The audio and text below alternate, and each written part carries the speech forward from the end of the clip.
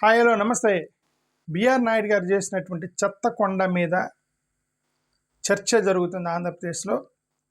ఆయన చెత్త కొండ అని ఎందుకు అన్నారు అని, మరి ఆయన ఏ ఉద్దేశంతో అన్నారు అనేది మనకు తెలియదు. అక్కడ డస్ట్ అదంతా పడి ఉందని చెప్పి, చెత్త అదంతా పడేసి ఉన్నారని చెప్పి, క్లీన్గా లేదని ఒక చెత్త కొండ అన్నారు. అది కూడా సప్తగిరి అంటే 7 కొండలు, 7 కొండల స్వామి అంటే 7 కొండలు. ఈ 7 కొండల్ని సప్తగిరిని ఆయన అనలేదు. ఆయన 8వ కొండను అన్నాడు. 8వ కొండని చెత్త కొండ అన్నాడని 7 కొండలకు అవమానం జరిగిందని. సరే, రాజకీయం చేస్తారు. గతంలో బిఆర్ నాయుడు గారు రాజకీయం చేశాడు కాబట్టి కొన్ని విషయాలు రాజకీయం చేశారు. బిఆర్ నాయుడు గారు నోరుంది కదా అని ఎట్లంటే అట్లా తిట్టారు. క్రిస్టియన్ మాఫియా ఇట్లా మాట్లాడాడు ఆయన గతంలో. ఓకే, క్రిస్టియన్ మాఫియా అది ఇదని కొద్దిగా అనుకుని ఉండాల్సిందే నాకు అనిపించింది. బయట ఆయన అన్నాడు ఆయన. ఓకే సరే, అదే చెప్తున్నా. ఏదంటే ఆంధ్రప్రదేశ్లో మత గొడవలతోటి పోలరైజేషన్ చేయడానికి వీళ్ళందరూ ప్రయత్నం చేస్తున్నారు. అదర్వైజ్ ఇవన్నీ కూడా చర్చిలు, గుడులు, మసీదులు ఇవన్నీ కూడా ప్రైవేట్ హోలీ ప్లేసెస్ని జాగ్రత్తగా ప్రైవేట్గానే పరిశుద్ధంగా ఉంచాలి.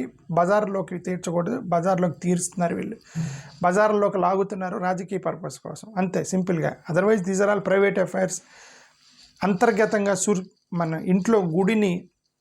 ఇంట్లో చాలామంది గుడి ఉండిద్ది, బయటికి పెట్టరు కదండి. ఇంట్లో చాలా జాగ్రత్తగా ఉదయాన్నే రోజు క్లీన్ చేసి పూజ చేసి హోమ్ టెంపుల్స్ చేస్తారు కదా, బయటికి. అలాగే వీళ్ళందరూ కూడా ఏంటంటే చాలా పరిశుద్ధంగా ఉంచాలి ఈ హోలీ ప్లేసెస్ని. బట్ రాజకీయంలోకి లాగి బురద చేస్తారు వాటిని. అది మేజర్ ప్రాబ్లం వీళ్ళతోటి. సరే, ఇప్పుడు అయినా చెత్తకొండ అన్నారు.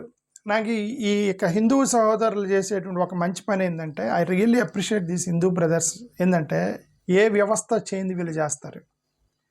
పోలీస్ వ్యవస్థ, జ్యుడిషియల్ వ్యవస్థ, రాజకీయ వ్యవస్థ, ఈ వ్యవస్థలు, బ్యూరోక్రటిక్ వ్యవస్థ, ఈ వ్యవస్థలు చేయని ఒక భక్తుడు చేస్తాడు. అదే ఏంటి అదంటే కొండలను కాపాడటం. ఒక కొండను కొట్టేసాడు, మైనింగ్ మాఫియా నుంచి కొండలను కాపాడటం. ఒక కొండను కొట్టేసామంటే పర్యావరణకు సంబంధించినటువంటి చాలా మార్పులు వస్తాయి. గ్లోబల్ వార్మింగ్ వచ్చేది, ఎన్విరాన్మెంటల్ చేంజెస్ వస్తాయి ఒక కొండని మైనింగ్ చేస్తాయి. ఓకే, భక్తులు, మా ఊరిలో ఒక చిన్న కొండ ఉండేది. నేను చిన్నప్పుడు 5-6వ తరగతి చదువుకున్నప్పుడు మేమందరం చిన్నపిల్లలందరూ వెళ్ళి కొండకి వెళ్ళి పేర్లు కొట్టుకున్నాం. చిన్న రాళ్ళు తీసుకుని ఇట్లా చెక్కేవాళ్ళం కొండల మీద.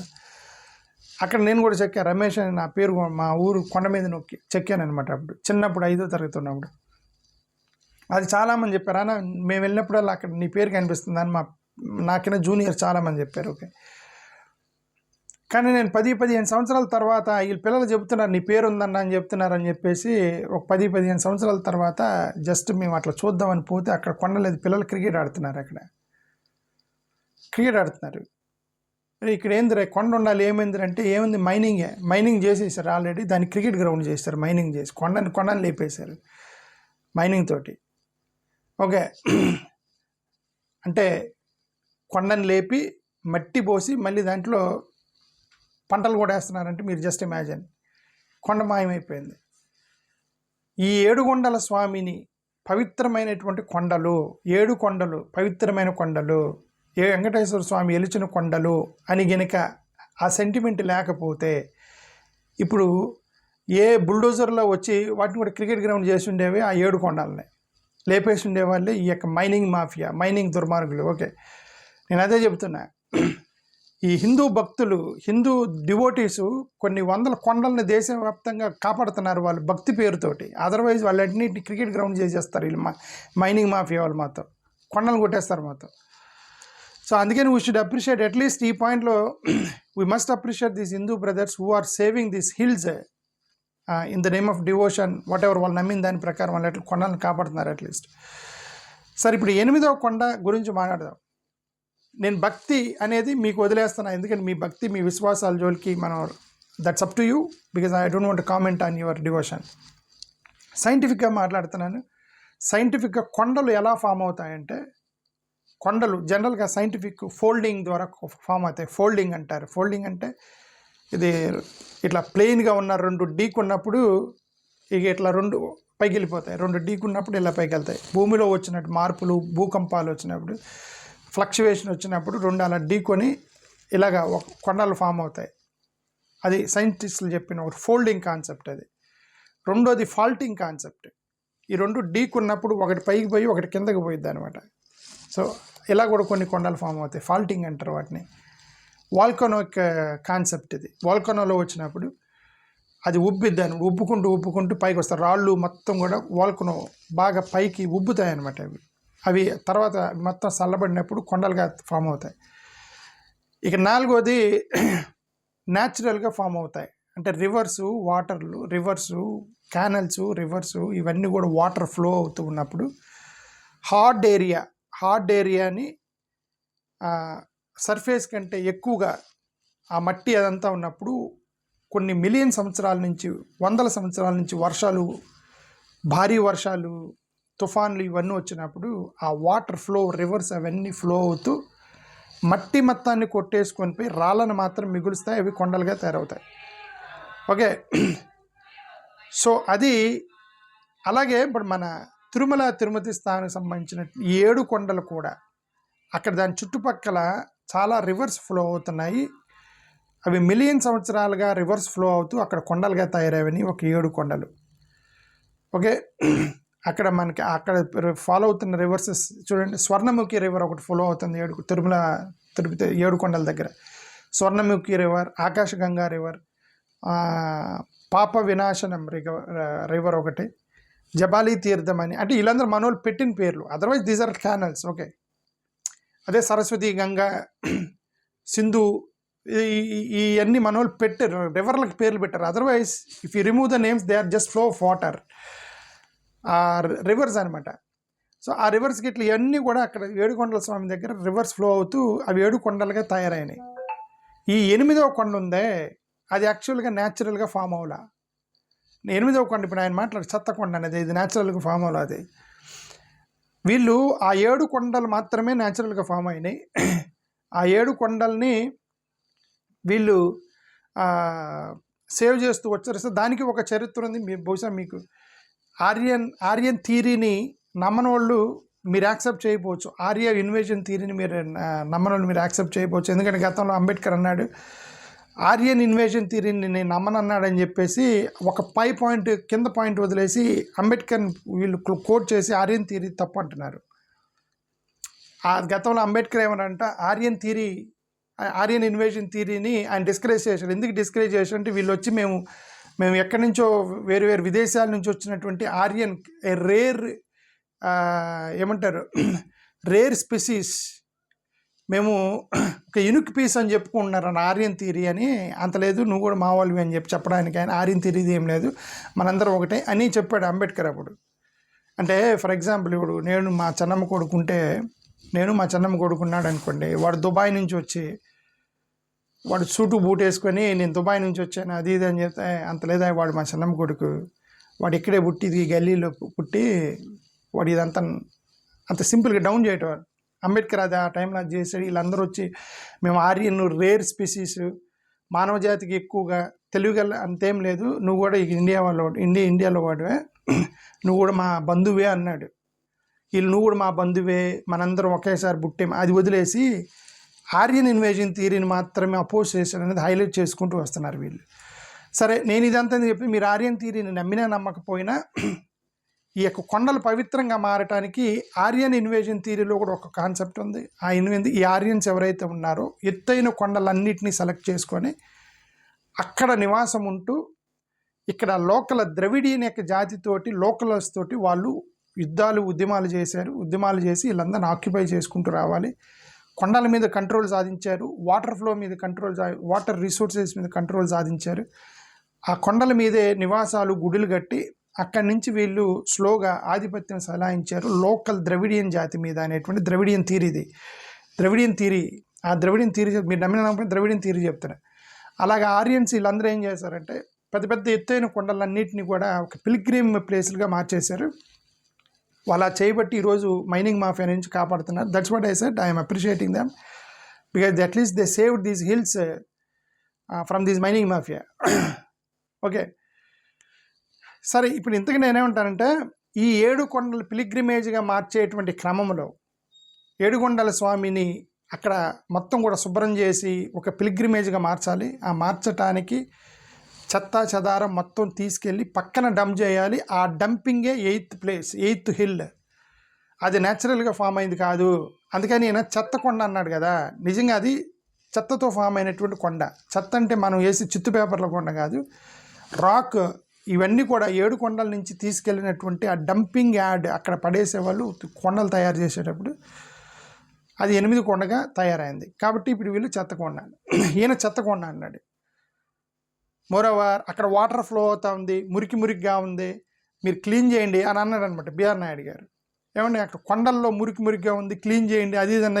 ఏ రోజన్నా స్లమ్లోకి వెళ్ళి అక్కడ అందరూ మురికిగా ఉన్నారు, ఈ డ్రైనేజ్ని క్లీన్ చేయండి, మనుషులు జీవిస్తున్నారు, ఎలా ఉంటున్నారు, చీచీ కంపు కొడుతుంది వీళ్ళు అనరు. వీళ్ళంతా కొండల్లో మురికి వస్తుంది, కొండల్లో కంపు కొడుతుంది.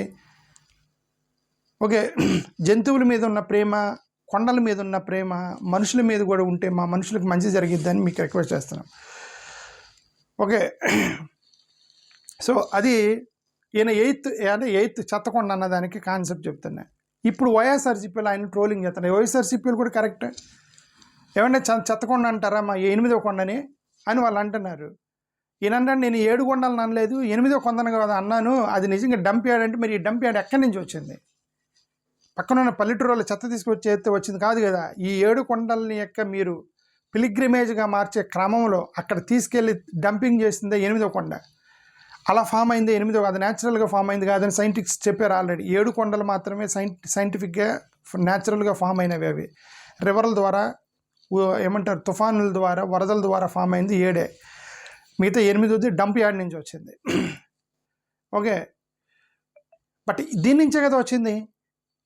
అక్కడ రిమైనింగ్స్ ఏదైతున్న డంప్ ఏదైతే ఉందో ఈ 7 కొండల నుంచి, పవిత్రమైన కొండల నుంచే వెళ్ళింది 8వ కొండ కూడా. కాబట్టి మరి అలాంటి చెత్త అంటారని చెప్పి వైసీపీ వాళ్ళు మరి ఈ లాజిక్ ఏ లాజిక్ వాళ్ళైతే ట్రోలింగ్ చేస్తున్నారు.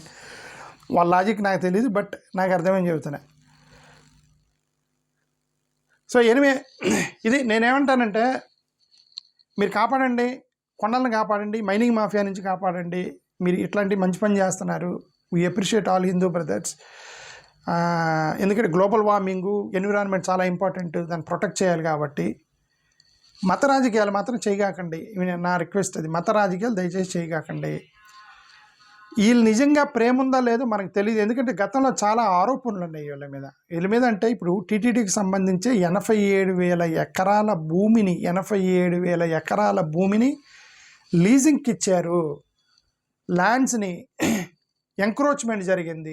ఈ లీజింగ్ పేరుతోటి ఏదైనా ఎంక్రోచ్మెంట్ 87,000 ఎకరాల ఎంక్రోచ్మెంట్ జరిగిందని చంద్రబాబు నాయుడు గారే దాని మీద యాక్షన్ తీసుకుంటానికి ఒక కమిటీ వేశారనో ఏదో కొద్దిగా రిపోర్ట్ అయితే ఎక్కడో చూసా. 87,000 ఎకరాల ఎంక్రోచ్మెంట్ ఆఫ్ ల్యాండ్స్. ఓకే, మరి మన అంత భక్తిలో మునిగిపోయిన వాళ్ళు 87,000 కోట్ల రూపాయల ఎకరాల భూమిని ఎలా ఎంక్రోచ్మెంట్ జరిగింది? ఓకే, నేను జగన్మోహన్ రెడ్డి గారు పరకామణి కేసులో ఒక ప్రెస్ మీట్ పెట్టి, పరకామణి కేసులో ఎంతండి $9 తీసుకున్నాడు, 70,000 రూపాయలు అంటే 70,000 రూపాయలు అంటారా? అంటే చిన్న అమౌంట్ అయితే దొంగతనం చేసి 87,000 ఎకరాల భూమిని, ల్యాండ్, టీటీడీకి సంబంధించిన ల్యాండ్ని ఎంక్రోచ్మెంట్ జరిగిందని సాక్షాత్ రాజకీయ నాయకులు ప్రకటించారు దాన్ని. మరి దాంతో పోల్చుకుంటే ఇదంతా చిన్న క్రైమ్ కదా అది. ఓకే, మరి దాని మీద సిట్ వేసి ఏం చేయలేదు కదా. ఇది ఇతని మీద సిట్ వేశారు పరకామణి కేసు మీద 70,000 రూపాయలు. మరి 87,000 కోట్ల 87,000 ఎకరాల భూమికి సిట్ వేశారా? ఎక్కడ ఎంక్రోచ్మెంట్ జరిగిందని చేస్తున్నారా? చేయరు. టీటీడీ ల్యాండ్ స్వాప్, టూరిజం పేరుతోటి టీటీడీ వాళ్ళు ల్యాండ్ స్వాపింగ్ చేశారు. 25 ఎకరాలు ల్యాండ్ స్వాపింగ్ చేశారని ఒక ఆరోపణలు ఎదుర్కొన్నారు. ఒబరాయ్ హోటల్స్ ల్యాండ్ స్వాపింగ్, తిరుమలకు సంబంధించిన ల్యాండ్ స్వాపింగ్ చేసిన ఆరోపణలు. ఓకే, ఆక్షన్ అంటే పబ్లిక్ ఆక్షన్ లేకుండా 30 నుంచి 33 సంవత్సరాలు, పబ్లిక్ ఆక్షన్ లేకుండా 33 సంవత్సరాలు ల్యాండ్ని, టీటీడీకి సంబంధించిన ల్యాండ్ని లీజుకి ఇస్తున్నారని ఇవన్నీ వైఎస్ఆర్సీపీ వాళ్ళు చేసే ఆరోపణలు. ఇవన్నీ గొల్లపూడి టెంపుల్ ల్యాండ్ని 400 కోట్ల రూపాయలకు సంబంధించిన ల్యాండ్ని డైవర్షన్ జరిగిందని, విజయవాడ టెంపుల్ ల్యాండ్ లేదు ఎగ్జిబిషన్ పెట్టడానికి ప్రయత్నం చేశారని ఎవరో ఒక అతను పిటిషనర్ సుజయ్ కుమార్ అని అతను కోర్టులో పిటిషన్ వేశాడు గతంలో. మరి ఇవన్నీ ఎక్కడి నుంచి వస్తున్నాయి? ఇవన్నీ ఆరోపణలు. పవిత్రమైనటువంటి ఆ టెంపుల్స్ దగ్గర ఈ ఆరోపణలన్నీ ఎదుర్కొంటున్నారు. మరి ఇంక వాళ్ళే దానికి సమాధానం చెప్పాలి. ఓకే, ఇదొకటే కాదు, క్రిస్టియన్ చర్చెస్ మీద కూడా ఆరోపణ. ఏఈఎల్సీ వాళ్ళు 70,000 కోట్ల రూపాయల ఆస్తి పరులమని చెప్పుండే ఏఈఎల్సీ. ఆ ఏఈఎల్సీ వాళ్ళు 10-20% అంటే 10,000 నుంచి 14,000 కోట్ల రూపాయల యొక్క ఆస్తుల్ని లీజుకి ఇచ్చారట. కమర్షియల్ పర్పస్ లీజుకి ఇచ్చారు 14,000 కోట్ల రూపాయల ఆస్తులు. ఎవరికి ఇచ్చారు? అవి నాన్ క్రిస్టియన్స్కి ఇచ్చారు. టీటీడీలో ఉద్యోగం చేసే వాళ్ళని గతంలో వీళ్ళకి టీచర్స్ లేక రిక్రూట్మెంట్ చేసుకున్నారు. ఎవరినంటే వాళ్ళు రిక్రూట్ చేసుకున్నారు. గతంలో టీచర్స్ని టీటీడీలో రిక్రూట్ చేసుకున్నారు కదా, అప్పుడు రిజర్వేషన్స్ పెట్టారు. ఎస్సీలకి 15%, బీసీలకి 27% రిజర్వేషన్ కాన్సెప్ట్ ఉంది కదా. ఆ రిజర్వేషన్ మీద రిక్రూట్మెంట్ చేయమన్నారు. ఎందుకంటే అది ఏమంటారు, ఎయిడెడ్ స్కూల్స్ కాబట్టి టీటీడీకి సంబంధించి రికగ్నైజ్డ్ గవర్నమెంట్ ఎయిడెడ్ అనమాట అవి. సో రిజర్వేషన్ పాటించాలి. ఎస్సీలకు కూడా జాబులు ఇవ్వాలి. ఎస్సీల్లో ఆ రోజు ఎక్కువగా చదువుకున్న వాళ్ళు ఇప్పుడు కొద్దిగా క్రిస్టియన్స్గా మారారు.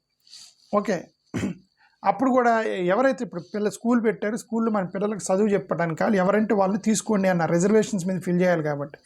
కాబట్టి క్రిస్టియన్ అయినా, హిందూ అయినా, ముస్లిం అయినా అందరికీ టీచర్ పోస్టులు ఇచ్చారు. ఇప్పుడు హిందువుల్లో ఎక్కువగా చదువుకున్న వాళ్ళు అవైలబుల్ ఉన్నారు కాబట్టి ఇప్పుడు ఈ క్రిస్టియన్స్, ముస్లిమ్స్ మేము తీసేస్తాము, మీరు మా టీటీడీలో ఉద్యోగం చేస్తున్నారు. గతంలో రిక్రూట్మెంట్ చేసింది మీరే కదండి. వాళ్ళకి గతంలో మీరు రిక్రూట్మెంట్ చేసి టీచర్స్ లేక ఎవరైతే ఉంది మన పిల్లలు పాఠం చెప్పేవాడు కావాలని తీసుకొని ఉన్నట్టు వాడిని ఇప్పుడు మీ క్యాండిడేట్ దొరికిన తర్వాత మేము తీసేస్తాము వాళ్ళని. అఫ్కోర్స్ మొత్తాన్ని తీసేయట్లేదు రండి, సీనియర్ టీచర్ని కదిలించట్లేదు, లేటెస్ట్గా వచ్చిన వాళ్ళని కదిలిస్తున్నట్టున్నారు. ఇవన్నీ జరుగుతున్నాయి. సో ఏదేమైనా భక్తి మంచిదే, భక్తితో ఉండండి, కానీ మత రాజకీయాలు మాత్రం చేయకండి. మత రాజకీయాల వల్ల అనవసరం కమ్యూనల్ టెన్షన్స్ వస్తాయి ఆంధ్రప్రదేశ్లో. Let us not have any communal tensions and let us keep our Andhra Pradesh. This is my final statement. You might be waiting for this favorite statement. Let us keep Andhra Pradesh a secular state. Thank you. Namaskar.